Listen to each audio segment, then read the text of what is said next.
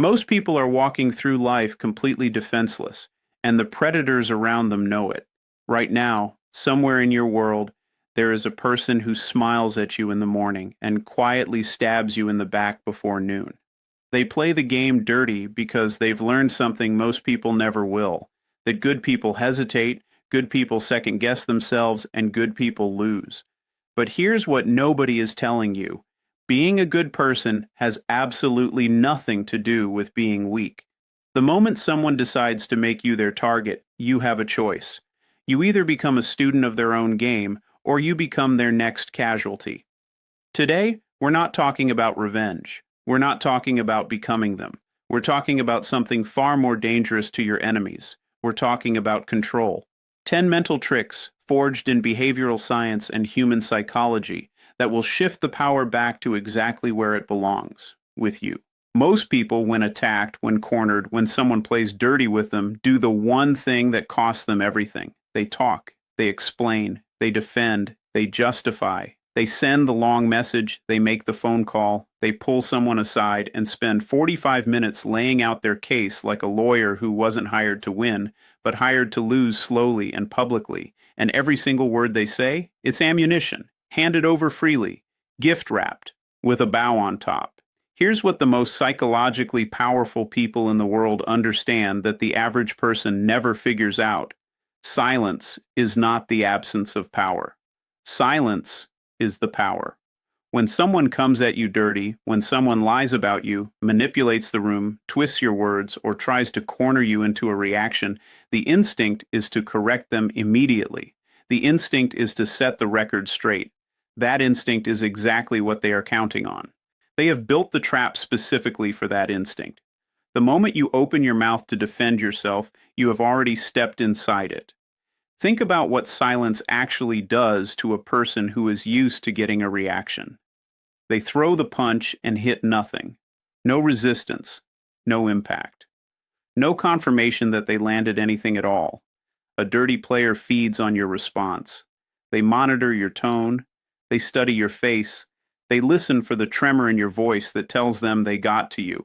When you give them nothing, not anger, not sadness, not explanation, not even a visible breath of frustration, you have just taken away the only tool they came equipped with. They brought a weapon designed for a specific kind of person. You just refuse to be that person. Silence forces the other party to sit inside their own actions. When you respond, you give them something to work with, a counter-argument to dismantle, an emotion to mock, a statement to twist. When you say nothing, they are left alone with what they did. There is no distraction, no back and forth to hide behind, just them and the weight of their own move sitting in the room. And for a person who plays dirty, that discomfort is unbearable. They are not built for stillness. They are built for chaos. And chaos requires two participants. You just became unavailable. This is not about being cold. It is not about being passive. It is not about letting things go or pretending nothing happened. Silence is a deliberate, strategic, psychologically precise choice. It communicates more than words ever could. It says, without saying anything, that you are not threatened, that you are not scrambling, that you are operating from a place so far above their level of game that responding would actually be beneath you. And people feel that. The room feels that. Even the dirty player feels that, which is precisely why it unsettles them far more than any argument you could construct. There is a concept in behavioral psychology around power and reaction time. The person who reacts fastest is almost always the person with the least control. Speed of reaction signals emotional activation. It signals that the other person got in. Slow, measured, or absent response signals the opposite, that you processed what happened, decided it was not worth the energy of a visible reaction, and chose to keep your composure entirely intact. That is not weakness. That is a level of psychological discipline that most people spend their entire lives never reaching. When someone who plays dirty realizes that their move produced absolutely nothing, no visible wound, no public drama, no emotional explosion they can point to, they are forced into one of two positions. They either escalate, which exposes them further and makes their pattern visible to everyone watching, or they retreat, because the game is no longer giving them what they came for. Either way, you win without having spent a single word. You have made them spend their energy while you have conserved yours entirely, and in any long game, which this always is, the person with the most energy left at the end is always the one who walks out ahead. There is a moment, and you have lived it, you know exactly what it feels like, where someone walks into your space completely unraveled. Not just upset, not just difficult, fully chaotic. Their voice is sharp, their energy is scattered, their words are coming at you like they were loaded into a cannon and fired without aim. And everything inside you, every biological wire you were born with, tells you to match it, to rise, to fight fire with fire, to meet that energy at its level, because anything less feels like surrender. That feeling is one of the most expensive instincts a human being can act on. Chaos is not just an emotional state. Chaos is a strategy. Maybe the person using it does not know it consciously. Maybe they have simply learned over years and years that when they turn up the temperature, people around them melt. They have learned that their disorder becomes everyone else's disorder, that their panic spreads, that their anger triggers anger, that their instability somehow becomes the room's instability. And once that happens, once you are inside their chaos with them, they have already won. Not because they were right, not because they were stronger, but because they pulled you off your foundation and onto theirs, and their foundation is the one thing in this entire situation they know better than you do. The most dangerous thing you can do to a chaotic person is stay calm, not performatively calm. Not the kind of manufactured, tight-jawed, visibly straining calm that is really just suppressed panic wearing a mask. Genuinely, quietly, almost boringly calm. The kind of calm that does not react to raised voices by raising yours. The kind that does not speed up its breathing when the room gets hot. The kind that looks at chaos the way a surgeon looks at blood, not as something alarming, but simply as information about what is happening that must be dealt with methodically and without drama. When you mirror someone's energy, you are not copying their behavior. Mirroring in its true psychological form means you are reflecting back their frequency at a lower, steadier, more controlled register. You acknowledge what is happening without being consumed by it.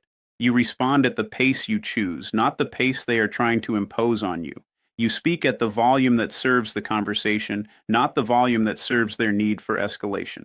And what this does, slowly and almost invisibly, is it begins to pull the entire interaction back towards your register instead of theirs. This is called co-regulation, and it is one of the most powerful interpersonal dynamics that exists between two human nervous systems. The human nervous system is wired to synchronize.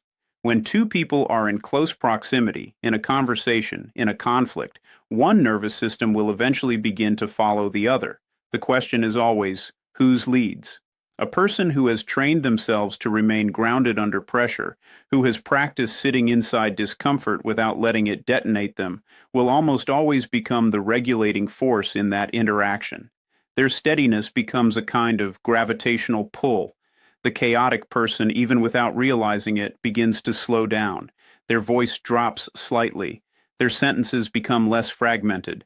They start to match your rhythm because your rhythm is the stronger, more stable signal in the room.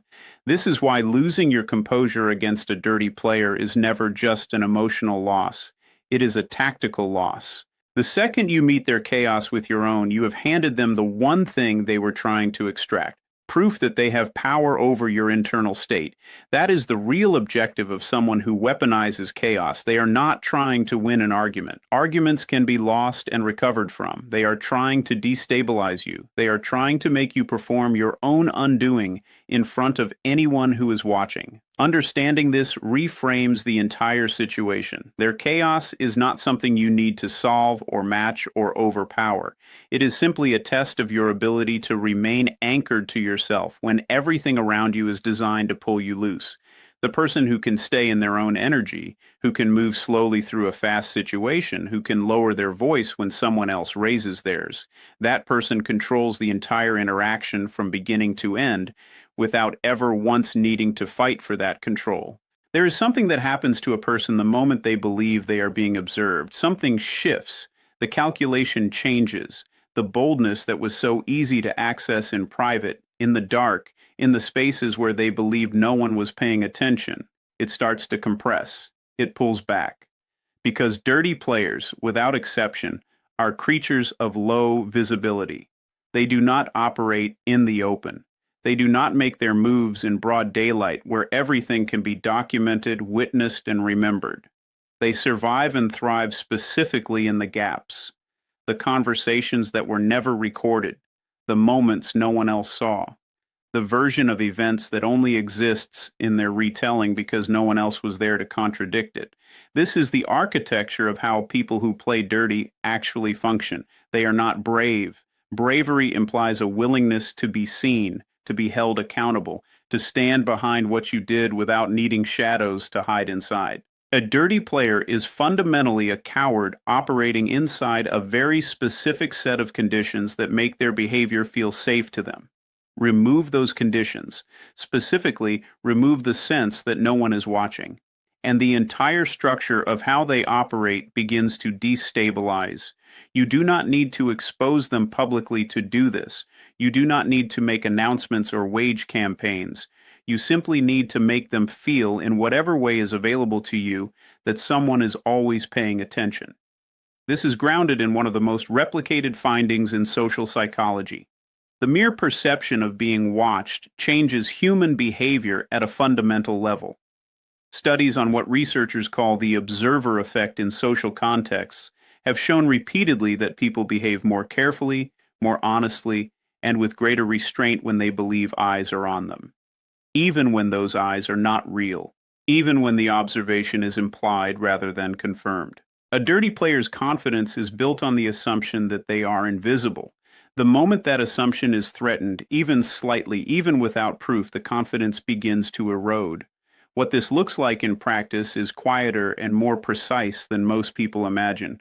It is not about surveillance or confrontation or dramatic revelation. It is about small, deliberate signals that communicate awareness. It is the way you reference something they thought slipped by unnoticed. It is the calm acknowledgement of a detail they assumed was buried. It is asking a question that you should not logically be able to ask unless you know more than they thought you did.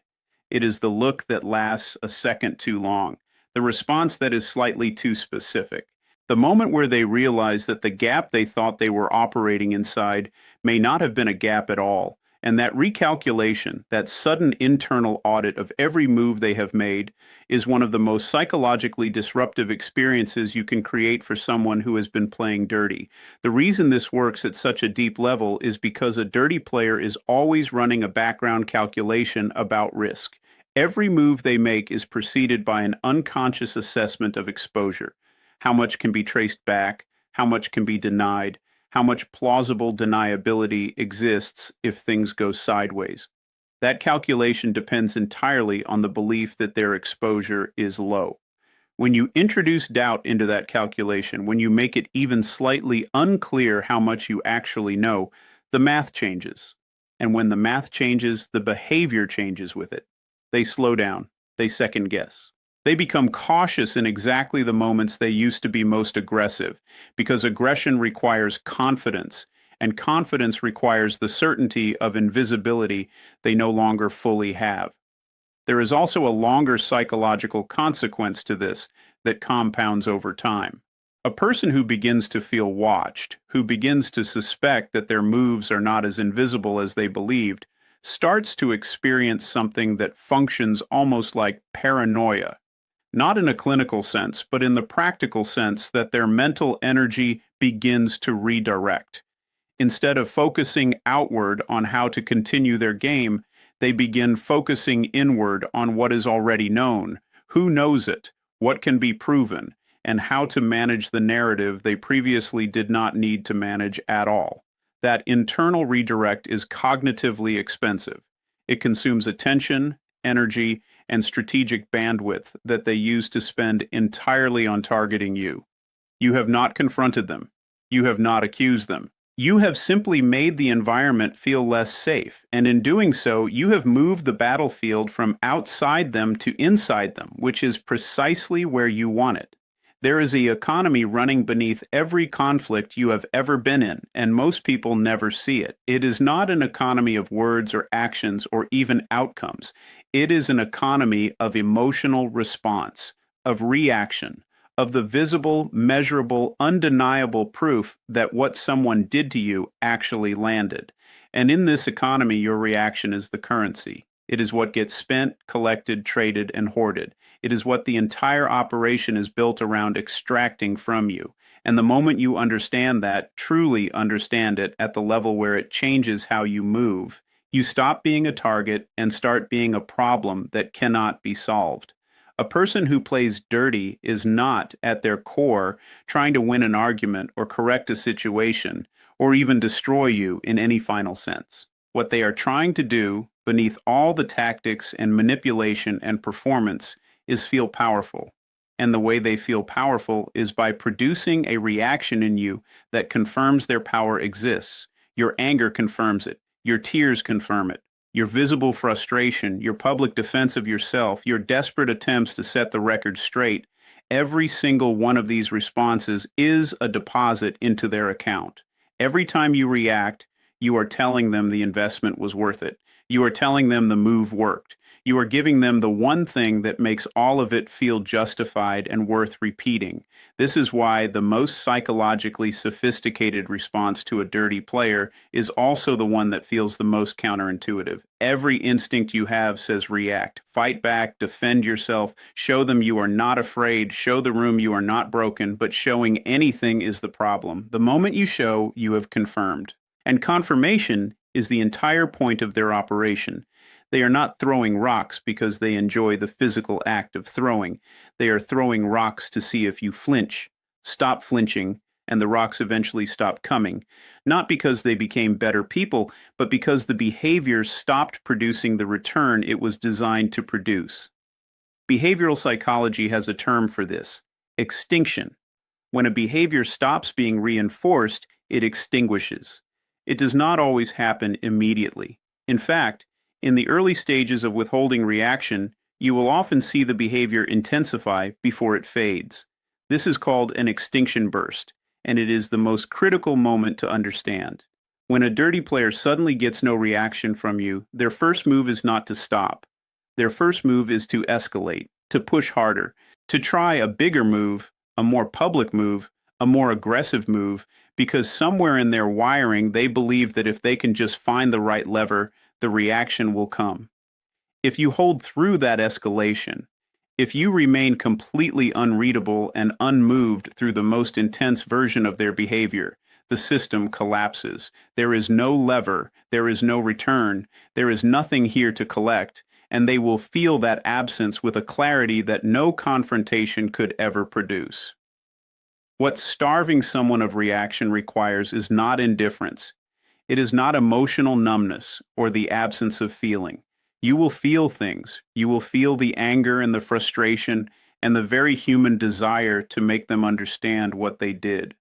Feeling those things is not the failure. Performing them is. The discipline is in processing internally what you refuse to display externally. It is in building enough space between stimulus and response that your response becomes a choice rather than a reflex. That space, that gap between what they did and what you show, is where your power lives. And every time you successfully protect that space, it grows wider and more stable, until eventually their moves do not even threaten it anymore. There is also a social dimension to this that operates simultaneously and often more powerfully than the direct dynamic between you and the dirty player. Other people are watching. They are always watching. And what observers read is not the story of who started what or who was technically right. What they read is composure. They read who remained steady and who came apart. They read who needed the reaction and who was completely self-contained. A person who can absorb attack without visible damage does not look like a victim. They look like someone with reserves so deep that what just happened did not even come close to reaching them. That perception, built quietly over time through nothing more than consistent non-reaction, becomes a form of social armor that no dirty player can penetrate from the outside because it was built entirely from the inside. Every conflict, every betrayal, every dirty move made against you exists in two places simultaneously.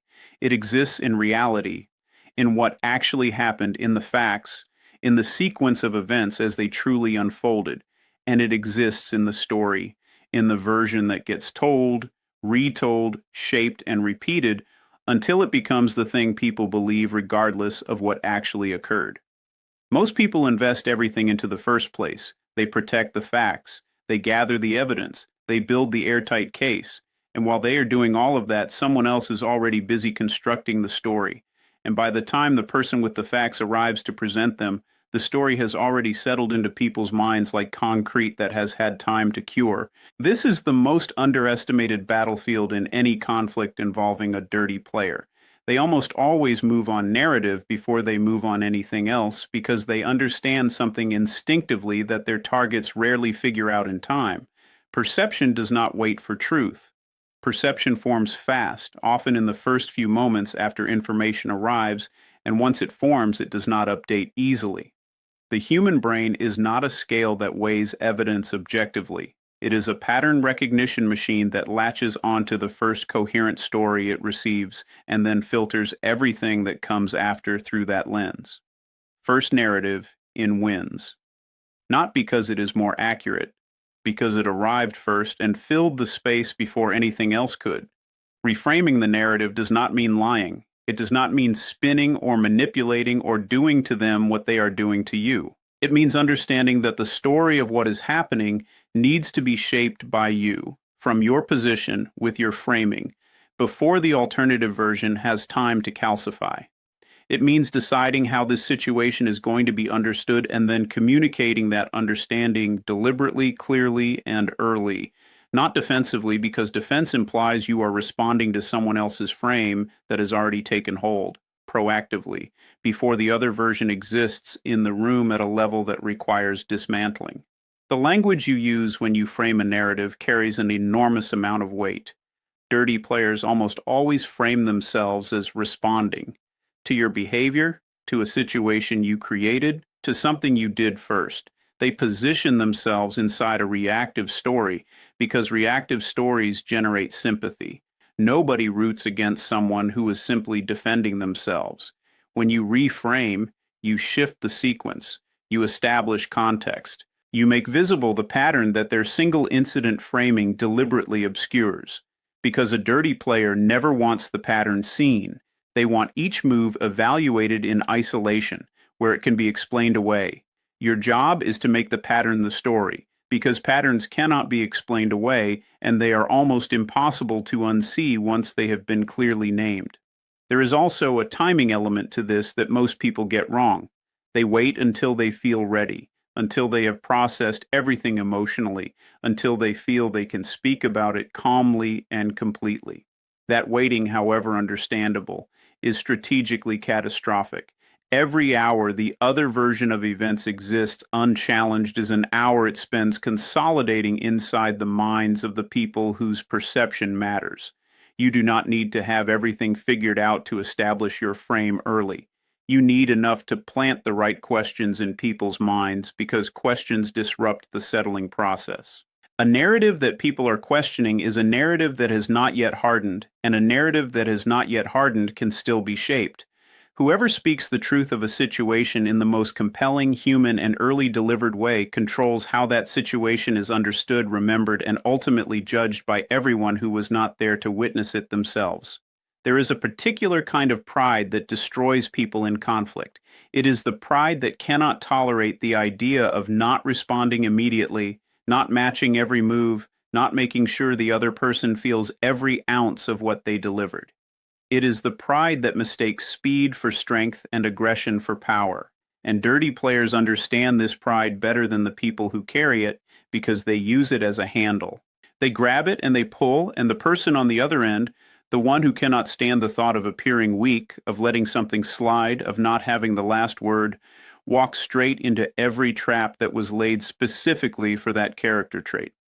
Fighting a dirty player on their terms, in their timeline, at the pace they have set, is one of the most reliable ways to lose a conflict you should have won. They have chosen the terrain. They have chosen the weapons. They have chosen the moment of engagement specifically because it favors them and disadvantages you. Walking onto that battlefield and trying to outfight them there is not courage. It is a kind of strategic blindness dressed up as strength. The smarter move, the move that requires far more discipline and far more genuine confidence, is to refuse the battlefield entirely and choose a different one. The battlefield of time. Time does things to dirty players that no confrontation ever could. It reveals them, slowly, consistently, and with a completeness that no argument you could make in the moment would ever achieve.